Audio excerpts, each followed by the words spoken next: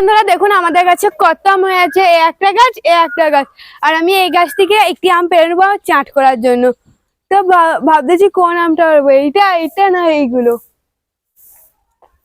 এই আমটাই পেড়ে নিয়ে এই আমটা পেড়ে নিচ্ছি। এই সাইজের আমটাই আমার বেটার। দেখি আমটি মিষ্টি হবে না টক হবে। এবার আমটা আমি কেটে ফেলবো।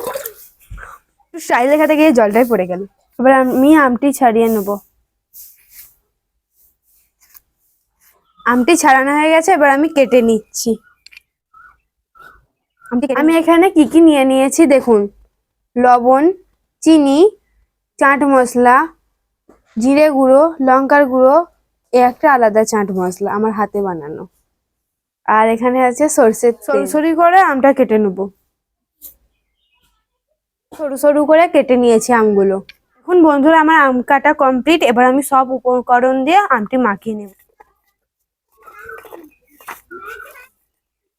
আমি তেলটা দিয়ে দেবো। পাতাগুলো আমি ভালো করে মিশিয়ে নিচ্ছি। বন্ধুরা আম চাট রেডি হয়ে গেছে। এবার আমি টেস্ট করব কেমন হয়েছে।